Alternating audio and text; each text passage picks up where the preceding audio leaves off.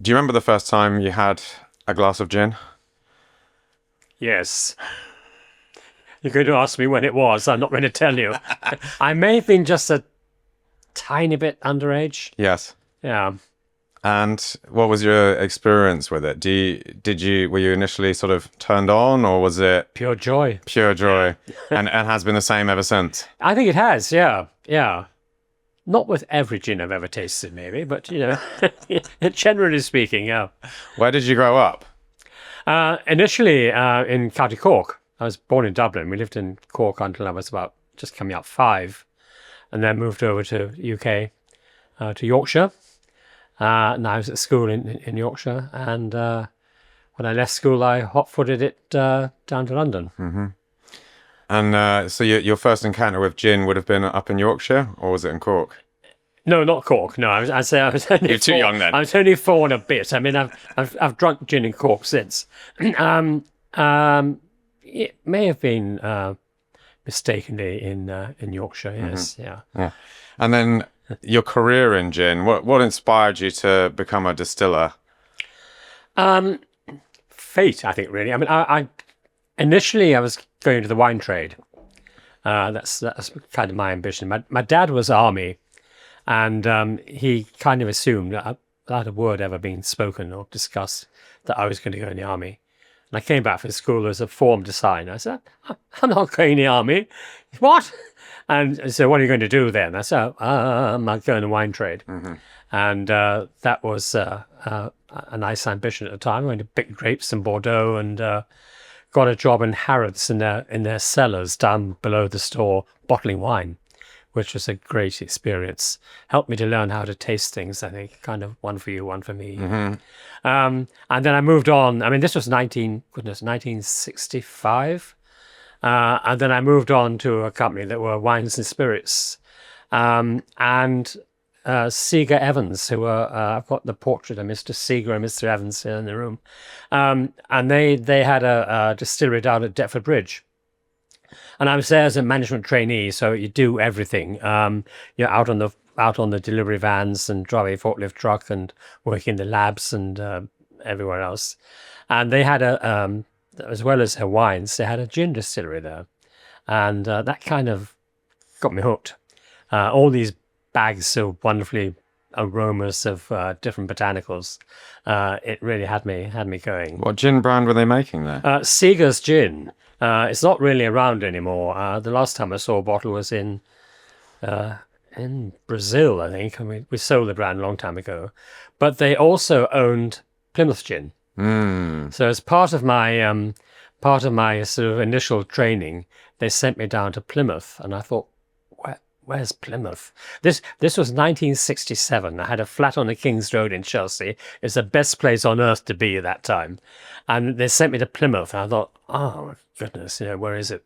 And I looked at the map, and I thought, oh, God, that's Portsmouth. Plymouth is all the way down there. Yeah. So I was there for a year, which was great. Thinking I was coming back to London, to pick up my life again. And they sent me to Glasgow, and I spent a year and a half, I think, at a Scotch whisky distillery at a Lowland Malt, which again was a great experience on distilling. And then back to Plymouth, and I started bottling again, and I was there for, goodness, 25 years. Yeah. Then finally back to London when when Beefeater Gin became part of the same company, and they offered me the job here, which is great. And you were a master distiller at Plymouth for some time, right? Yeah, I mean, the expression didn't exist. We were distillery managers. So master distiller, there were master blenders in the whiskey distilleries and things like that, but master distiller wasn't really an expression that existed. So I was given that title when we came here, and a few changes. But I was responsible for the production in Plymouth for a long time. I mean, not from day one, obviously. There were other people. Yeah, yeah. How do you sort of categorize Plymouth and Beefeater in your head as sort of two distinct gin brands with their own history, but also from a flavor standpoint as well? Yeah, it's really, I mean, they're obviously the two brands I know the best and love the best. The way I describe it, is that Beefeater is a big, bold flavoured gin made in the middle of a big city, and it's makes its presence known. It's got bold flavours and everything else.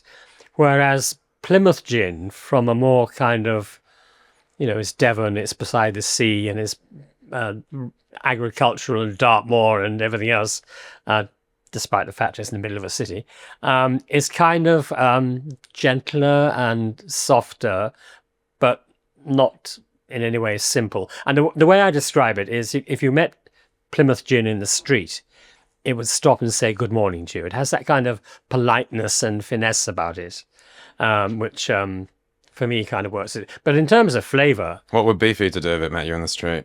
it would say, come and have a drink. All right, mate. It's something like that, yeah.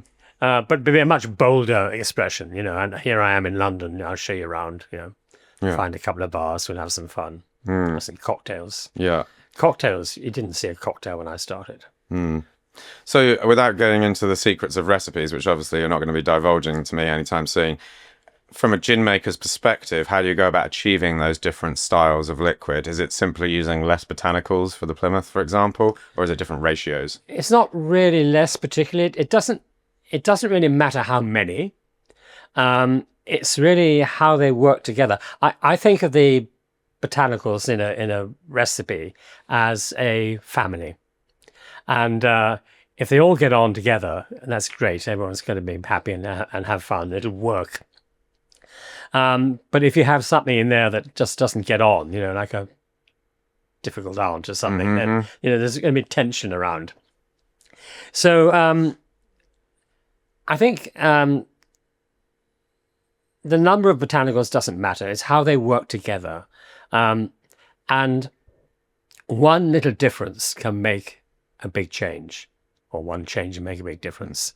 I always say to people, when you're dealing with flavour, 2 + 2 doesn't make 4. You get something totally different by a small change. I mean, any bartender will know that.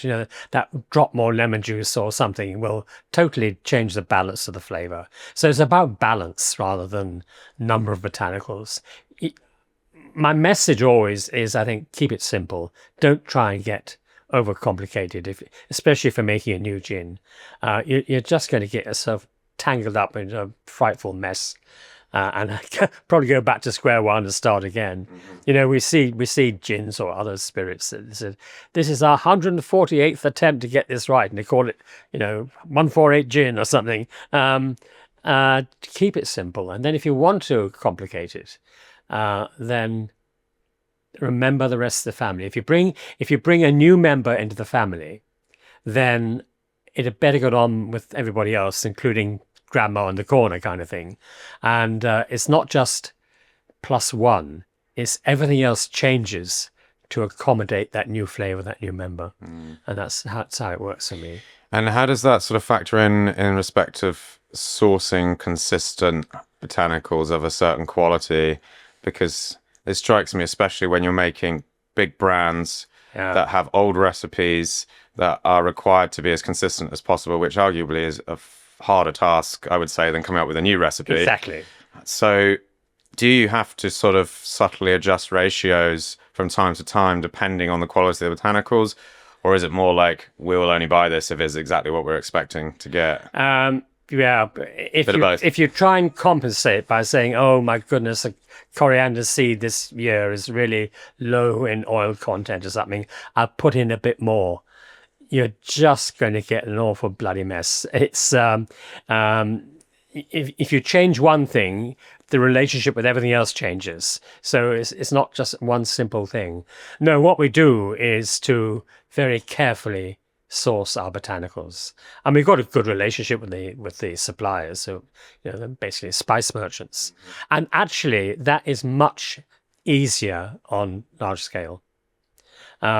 Because you have such buying power, you can sort of... No, it's not that particularly. It's the ability to look at so many samples and make a blend. If I take Juniper as an example, the key flavour in gin, we buy. Well, it depends on the year, but it could be 50 tons plus. of juniper on an average year. And we look at the suppliers send us in samples. Little brown paper bags start arriving with that year's crop of juniper, and we crush them and nose them and see what they're like, and then we distill each one to extract the oils, and then we've got a nosing sample. And we have this great day in the calendar called a Big Juniper Sniff, and we've got maybe up to 200 samples of juniper. And we go down the line saying, no, that one's okay, and so on. And then we make a blend that will recreate the style we're looking for Beefeater. And that's, the bigger you are and the more samples you have to play with, then the easier that becomes. But you get one thing wrong and suddenly the gin is different. Get a batch of lemon peel, it wasn't quite the same as last year, then you've suddenly tilted the balance and you've got a different gin. But small scale, it's really hard. I remember being in where was it, South Africa, and I went to a colleague's wedding, but there were every street corner basically the gin distillery, gin like anywhere in the world really. And I called in and say hello to one of them, and they were asking me about juniper. How do we get our juniper right? And on the scale they were working, they probably only use one bag of juniper a year. And the chances, and I said, is it European? Yes. Can you tell me who you get it from? Yes, we use them. That's fine.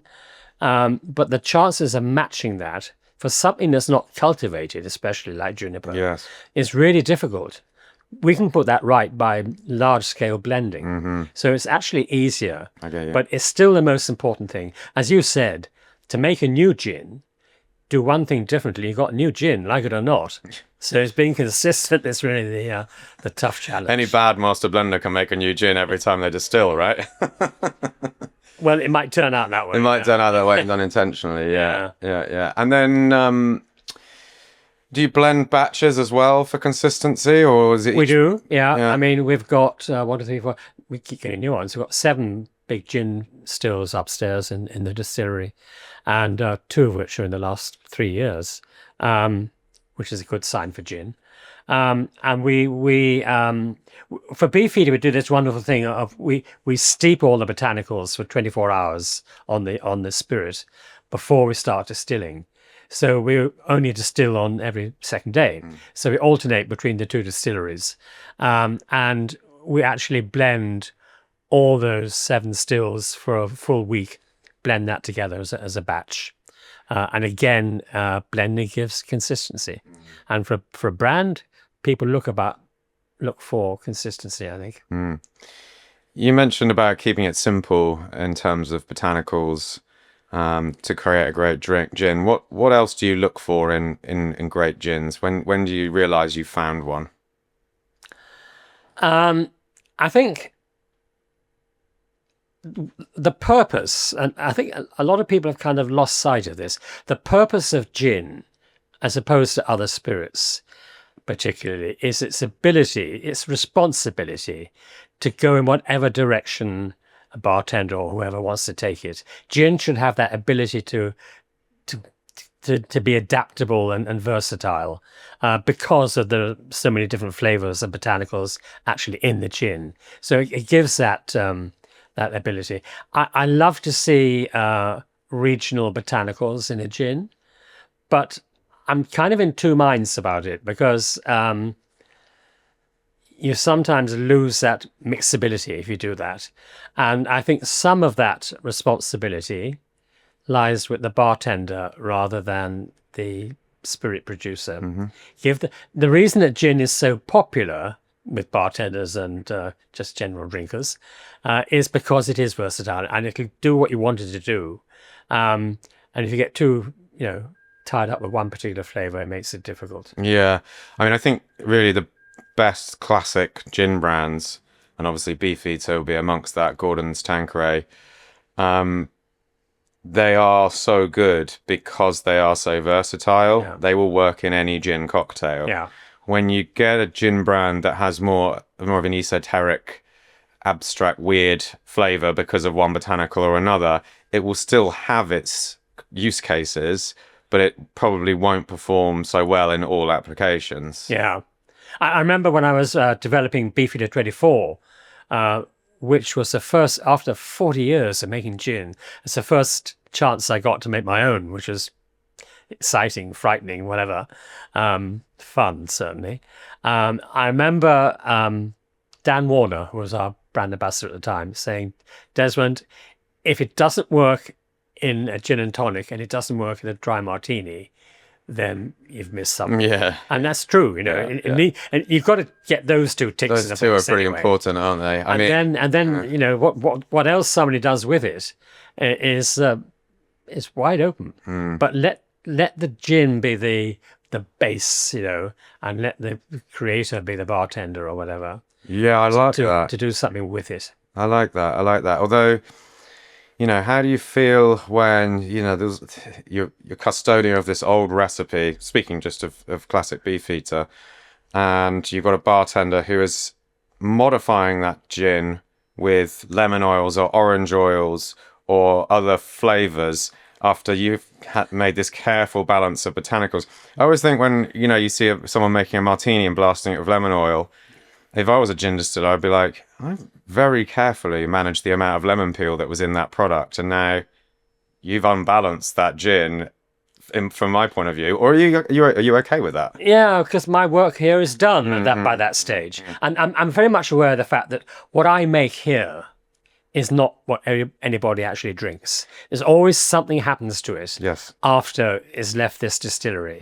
It might be a straightforward gin and tonic, or a really complicated cocktail which is absolute rubbish, or a fascinating cocktail. Wow, I never thought those two things would work together.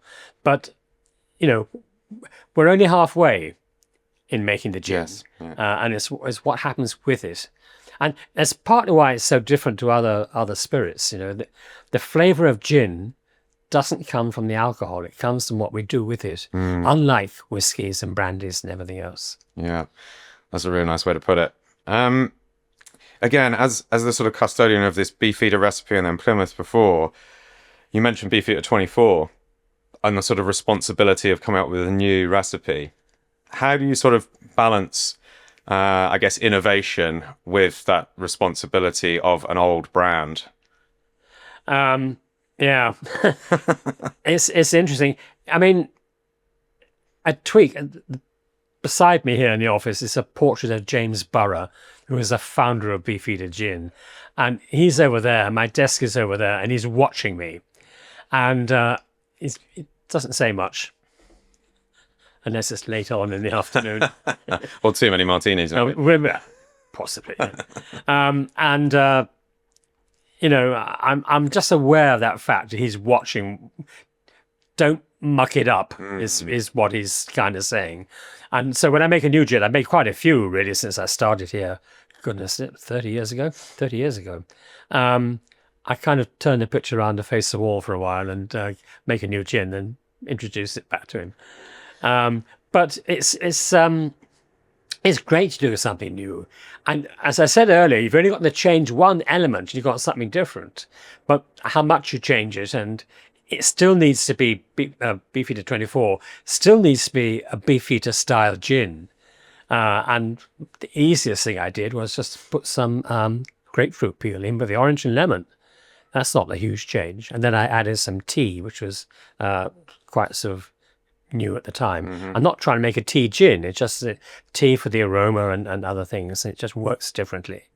And how we distill works differently. If you use something with tannin in it, you need to make perhaps a shorter cut and that kind of thing. So just try it and keep it simple. I tell people sometimes foolishly ask me, you know, how should I'm going to make gin. What should I do? And I say, well, you know, keep it simple. You don't have to row a canoe up the Orinoco River to climb the tallest tree and pick that flower that only comes out every 5 years as one of your botanicals because it's scarce and nobody else is doing it, because you can't make any gin next year. You're going to wait another 5 years. Yeah. I had an Irishman phone me up once and said, Desmond, you don't know me, but I'm from Ireland and I'm going to start making gin. Be careful not to give away who he is. And he said, my stills arrive tomorrow. can you, my still probably, can you tell me how much juniper to put in? And honestly, that's what he said. And I could have said a ton or one berry or something, but I think I said just kind of, work it out and do what you think is right. But it's not always kind of thought right through before you start. Oh, no. And it can lead you down interesting ways on the way, but you must have some idea of where you want to end up. And that's really what happened with Beefeater 24. It took a long time, mostly because I was, encouraged and nudged in the ribs every now and then. But I wanted to get it right. It was a scary time. Was it? Yeah. We had Nick Blacknell, who was our brand director at the time, was very supportive of what I was doing. And I said, leave me alone. I'll tell you when it's ready. And eventually I got we've got a date in the diary for the launch party. Where's the gin? How are we getting on?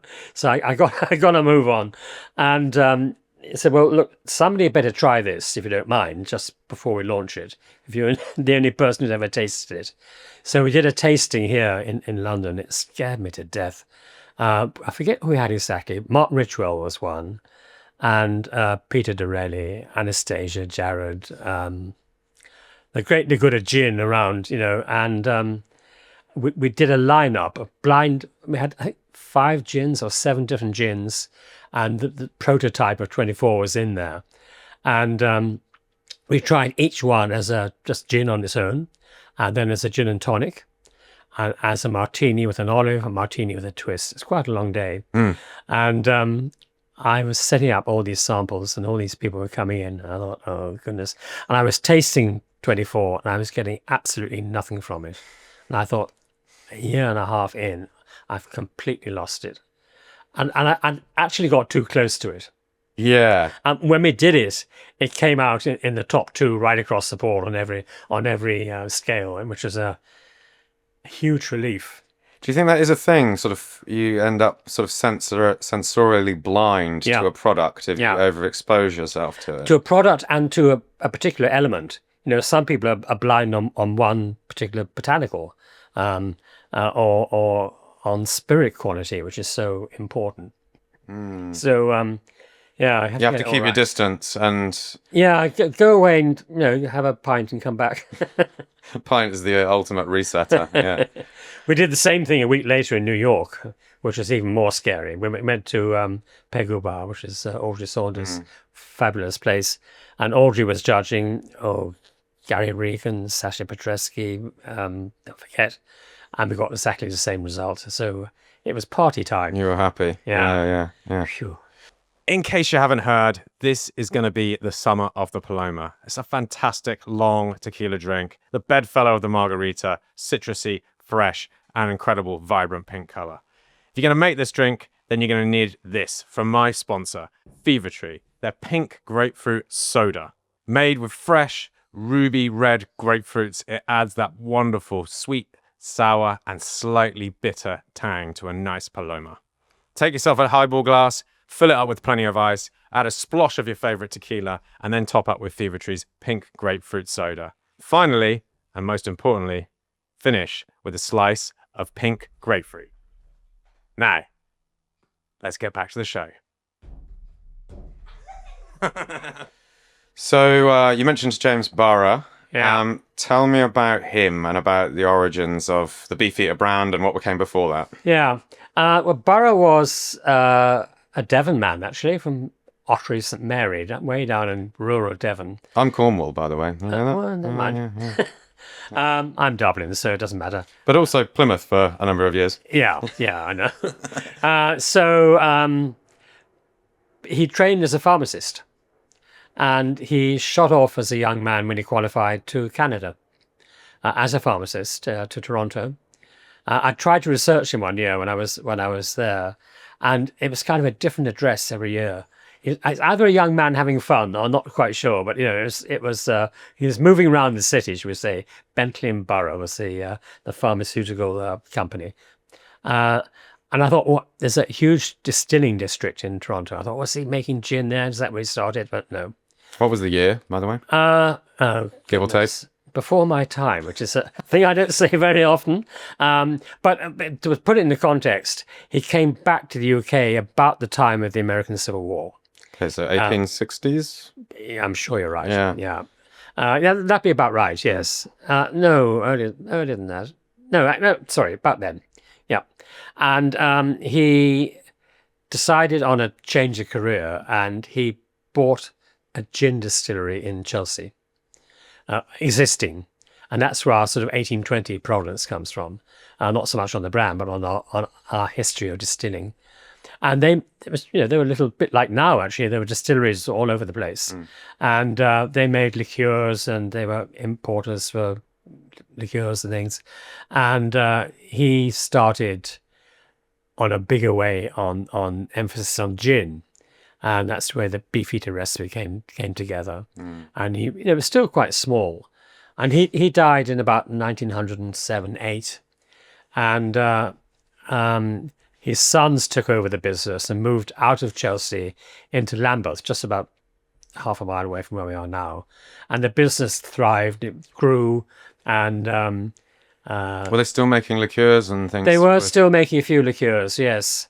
But gin was becoming much more important and popular in their portfolio, and generally as well. Gin was becoming a much more respectable drink, and after the Second War, when the export markets opened up again, then we needed larger premises, and we moved in here in the 50s. This building was previously Hayward's military pickle factory. Military pickle? Yeah. As in, is this as in like a condiment? Yeah, Yeah, like pickled onions, Yeah. chutneys and things. But it was very seriously bombed in the war. There's a frightening photograph of the whole place ablaze. Did they think that by taking out the pickle supply to the military that they might somehow, I have this wonderful vision of pickled onions flying all over South London. I bet it smelled pretty bad. It got bombed. Yeah. But we bought the premises and started the distillation here. And then, it was growing so rapidly in the early 60s, gin becoming much more popular. And we built another distillery on the end. So we've got two distilleries, old and new. The new one is early 60s, which is about right for me. And that's where we are. But no plans to move again, thank you. Am I right in thinking, and it's been a while since I've had a tour around here, that you've got quite a lot of old stills that are effectively redundant? Is that correct? Yeah, we've got a lot of column stills. Yes. Carterhead, actually. So we've got them because in the old days, we don't use them now, but in the old days when we bought our neutral alcohol from various suppliers, there's a slight variation from supplier to supplier. Same there is with Juniper and everything else. So what they did, they were a real belt and braces operation. There's no chance of anything going wrong. And every bit of spirit went through the rectifiers just to standardize it, and then into the gin stills, the pot stills, with the botanicals and 24 hours. And then So it's basically cleaning up the spirit that you're buying in. well, not cleaning up so much as standardizing. But the spirit available now is superb and it's great quality, and there's no need to do that. So we don't. How important do you think being a London distillery is to the brand? I mean, clearly there's a Beefeater on the front of it as well, but so it's really sort of playing to that. But what does it mean to you? A lot, actually. We're called Borough. The other thing that Borough did, apart from his great recipe, was that bit of really early branding of wanting to give it this London image, and taking that iconic figure of the Beefeater from the Tower as a symbol and the name of the brand. I don't think we get away with doing it now, but No. it's great. I mean, but as a result of that, we've got a really good association with the Tower. The mates of ours, and they all come. The Beefeaters all come in for a Christmas lunch with us every year. Not on Christmas Day, luckily. And we take visitors to take people there on Saturday to look at the ceremony of the keys. And actually, they much to my huge surprise and delight, they made me an honorary yeoman warder Ah, 5 years ago. So I'm Do the you have a Beefeater full making kind of Beefeater. costume then that you? No, I thank goodness I don't. That's the king's uniform. I don't get to wear that. Right. Okay. Yeah. Oh, Phew. shame. No, it's not a shame. My dressing up days are mostly over. Yeah, you had Crown Jewel as well. Yeah, Right. yeah. So what was the? It was quite a while ago that was stopped, discontinued, and then did it come back again as well? It ping ponged a couple of times, came back. It's back Oh, is it? now for good. Okay. What's the recipe for that? How's that different? It's different in that, again, something I don't often get to say, it was before my time. It was about 93 it was developed. And Beefeater was huge in the US in the earlier days of the brand. But it was a one big market and a bit less around the rest of the world. So it was slightly unbalanced in its distribution, if you put it that way. And, the American market was getting pretty saturated with other brands appearing. And we needed something just to refresh the image of Beefeater, I suppose. And also, we did it exclusively originally for travel retail, duty-free shops. So in terms of the actual recipe, it is, don't change it, it's Beefeater Recipe plus one more botanical, grapefruit. And that's the only difference. But Is it the same bottling strength or is it stronger? No, 50. 50. And it's a litre and it's 50% alcohol because it was aimed for duty-free shops. And a litre was normally the limit you could take if you were travelling. And duty-free, 50%, there's no duty, may as well kind of thing. Yeah. And it just gives a different message. If you're going to visit dear Aunt Mary in the States and you bring her a bottle of her favourite gin, Beefeater. Yeah. Well, I can buy it in the corner store, actually, and I know you bought it cheap and duty-free. So the message with something exclusive is very, very different. So we really kind of stopped doing it when we launched 24. And then bartenders were saying, where's Crown Jewel? Where's Crown Jewel? And we brought it back. We did a limited edition. And it went pretty quickly. And we did it again. It went quite quickly. And about 3 years ago now, we brought it back and it's repackaged, same recipe. And it's here to stay. Nice. 50%, 1 litre. Not the cheapest gin on the planet. No. But then there's plenty of expensive ones out now. So. Oh my goodness. Yeah, I can see why. Yeah. I would guess Borough must have quite a sort of recipe book of historical liqueurs. He was a pharmacist, probably dabbling around all the time. Has there ever been, and probably maybe this has happened, I'm just not aware of it, any sort of historical recreations from the archives that have been brought to market? Yeah, not quite in that way, but the expression, there's nothing new. You'll find a link somewhere. And every time I've done a new gin, I go back through the archives. Oh, Borough did that. It's lovely to know that. With a huge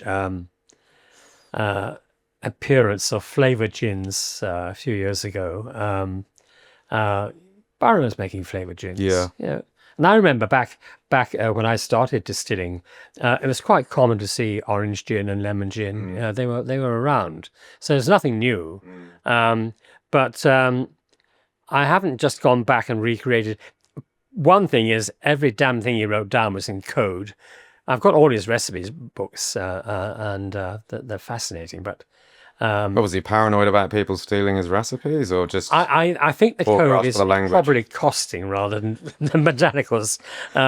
You don't want somebody else copying your best gin in the world. Yeah. So flavoured gin. Let's talk about that for a moment. All right. What's your take on flavoured gins? I understand exactly why they're there. The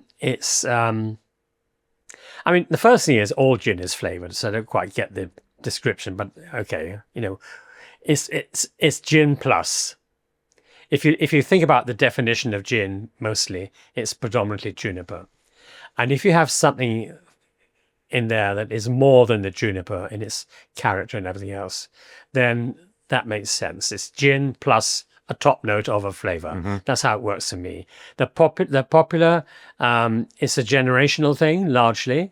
Kids don't want to do what their parents did in terms of fashion or where you go on a holiday or what you drink. And don't tell me what to do. I'll choose my own. And it's part of that. They're great fun, and a lot of them are coloured, and some of them are a bit sweeter. It's fine. Gin has this ability.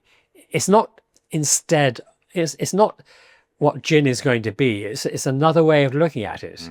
I'm a traditionalist. I like my gin dry, London dry gin, but I understand the flavours. And we did the first one we did was pink strawberry gin, which was sweetened because strawberries are sweet.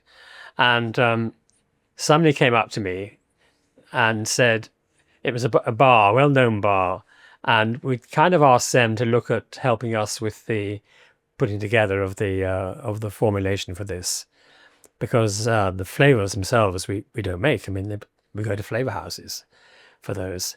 And I saw them, and they didn't get the contract because they were going to charge the earth. And I saw them approaching me, and I thought, oh, goodness, here we go. They're going to have a go at me. He said, we've just tried your Beefeater Pink. I said, yeah. In a Negroni. It's absolutely fabulous. I thought, really? And I tried it. It's great. So you never quite know what's going to happen then. It's kind of horses for courses as well, And it's again back to that 2 + 2 not making 4. I think they're flattening out a bit in popularity, but then things change all the time, and gin is the one thing that can really take that on and react quite quickly. Try and make something different with whiskey, if you'd ever be allowed to. You've got a hell of a wait before you can do anything. Yeah. Do you think though that with the preponderance of gin brands, not flavoured and, to use this terminology, flavoured and unflavoured, i.e. classic with sugar, classic, let's say, although maybe not classic tasting, and then the flavoured ones as well. Obviously, some of them are not great, and some of them have, quite bizarre flavourings in them. Do you worry about that sort of tarnishing the overall reputation of gin and therefore negatively impacting the category as a whole? You'd think that potentially that there was that danger, but the great long stop, if I can use a cricketing term, just beside the oval behind me, is, do people want to drink it? And if it's really weird and wonderful, you might say, oh, try this, it's full of whatever it is. And so that was interesting, but it's a second bottle. Does anyone buy a second bottle of them?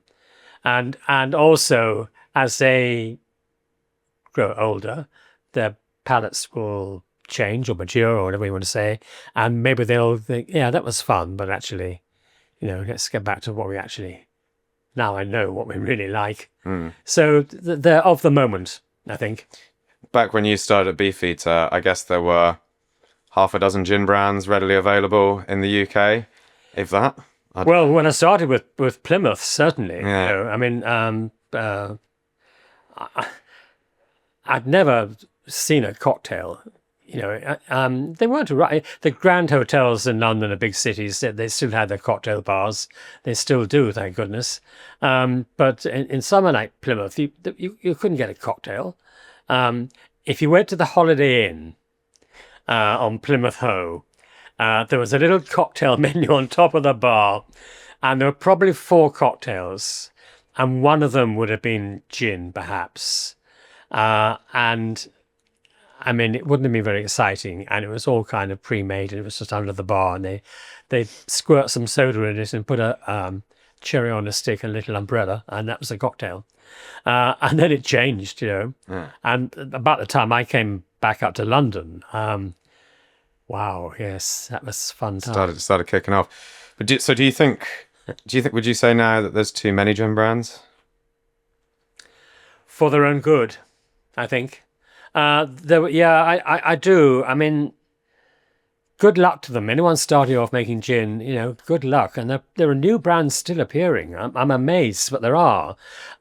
Unfortunately, there was a lot of culling during COVID. A lot of brands that had kind of started up and were desperately trying to make a go of it and get the sales out and persuading a bar to move everything along the shelf a bit and have you got room for this one on the end? What do you want me to take down? And that just finished a lot of them. A lot of these new brands have had to have fairly serious backers behind them. And when times get tough, they sometimes change their emphasis or their direction of what they want to do with their cash. Yeah. So a few suffered that way, which is a shame. Some really good gins disappeared that were looking as if they were going to be, classics of the future. Gin is in revolution. And people thought, why can't I do this? Why shouldn't I do that? What does the definition say?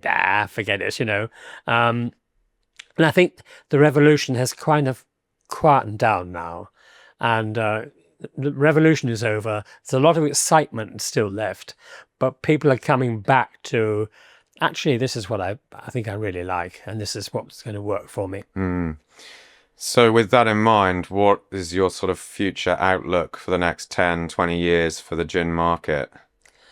I think what's happened, I hear people saying to me, oh, gin is finished, the next spirit is going to be rum or tequila or whatever it is.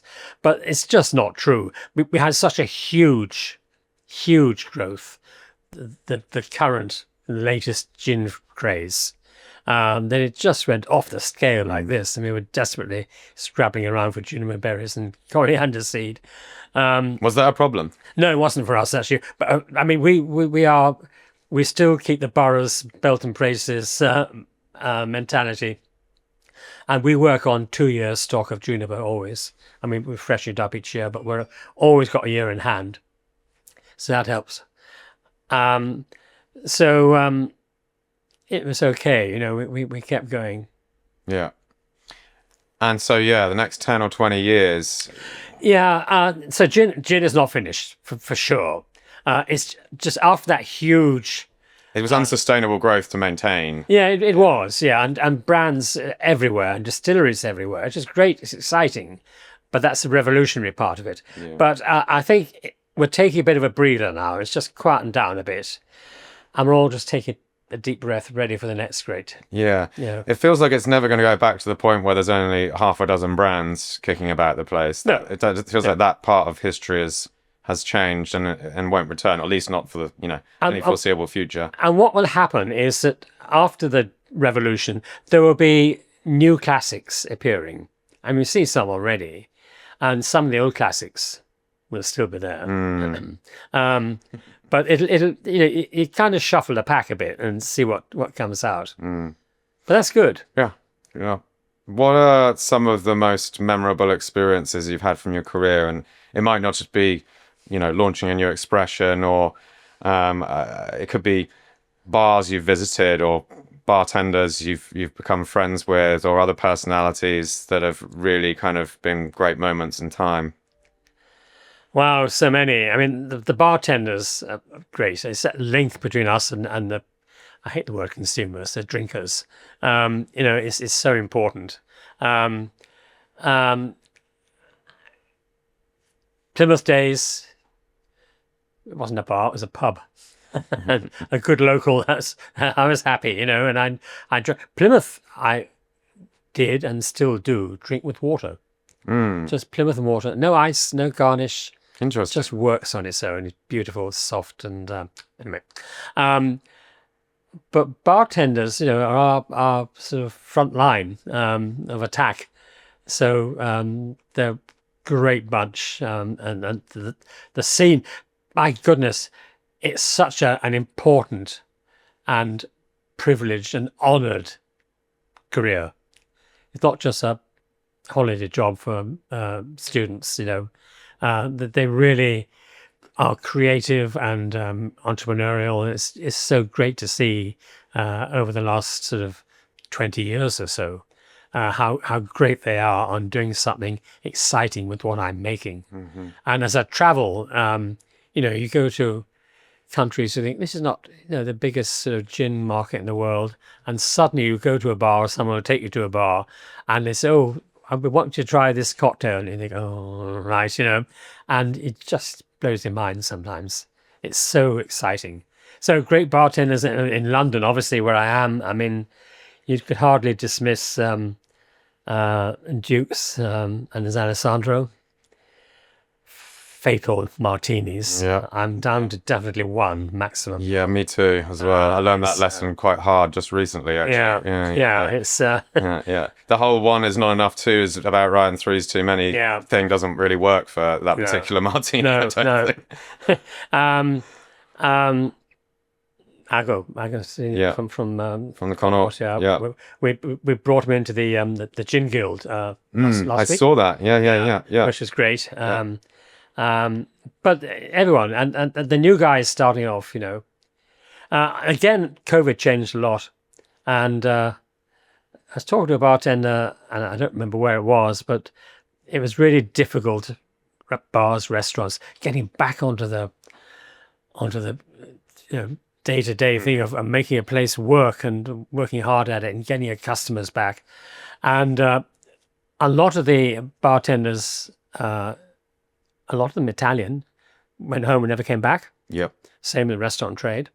And it's quite difficult. And you get new people who are quite keen to be a bartender because they saw how the cream were being regarded and respected and everything else. But nobody wanted to start off by being a barback. They all wanted to be in a white jacket and a cocktail shaker. Indeed. Well, as the sort of profession became more sort of high profile and desirable, understandably, no one really wanted to put the graft in early doors. They wanted the sort of limelight. But you have to, to get it. Otherwise, you're floating along the top and suddenly you find that you realise you haven't got anything underneath you. plug has gone down the plug hole. Exactly, yeah. Any favourite nations, cities, bars abroad that you like to visit?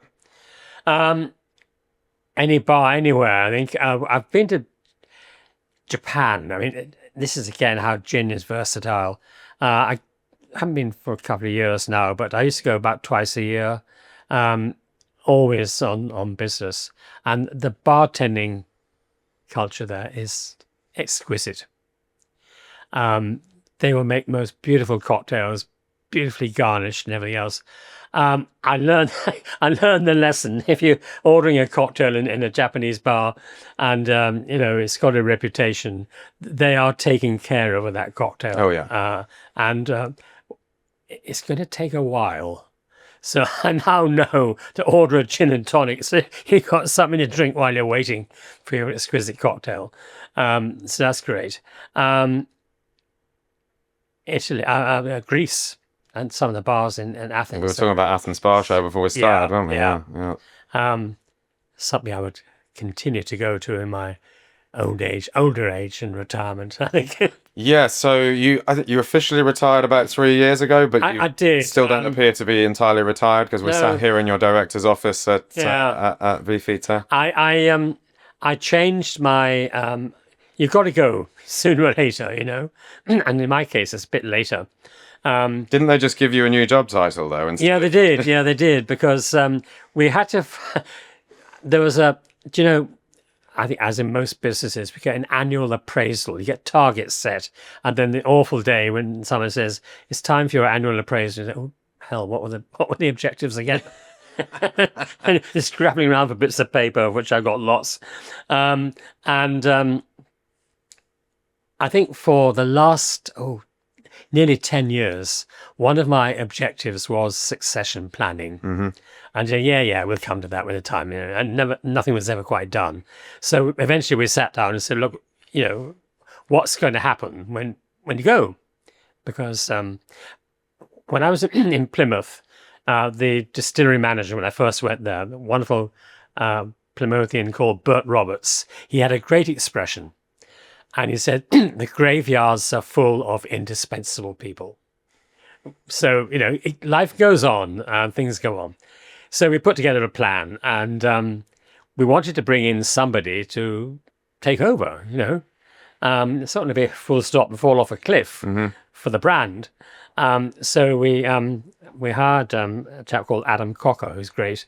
And we stole him from Charles Maxwell at Thames.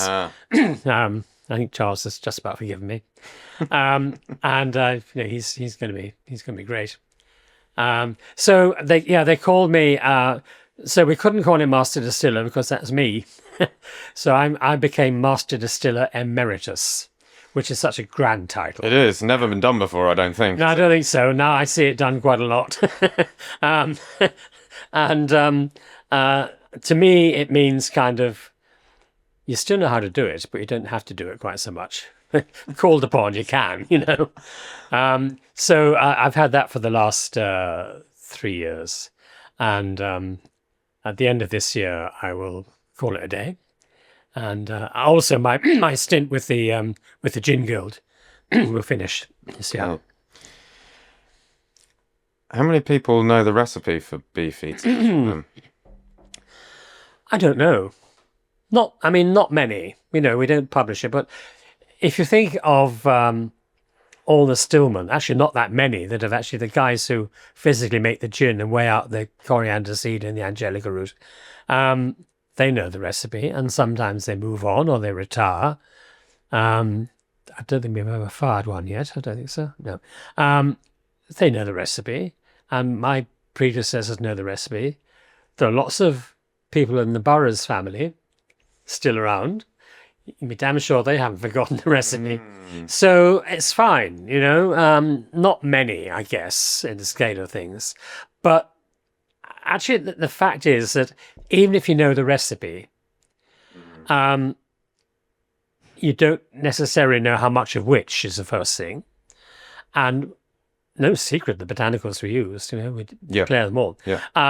But you don't also know what Beefeater is looking for, what characteristic Beefeater is looking for in that blend of juniper or that style of orange peel or whatever. And the stills themselves, of course, you'd need the same stills as well to get the same effect. Yeah. Everything makes a difference. You know, change one thing, you've changed everything, but everything makes a difference.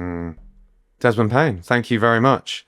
And thank you, I would say, also for your contribution to gin and to the gin category and to bars and cocktail culture and everything. It's a remarkable life spent making gin.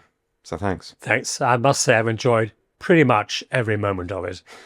And I will keep taking the medicine once I've gone.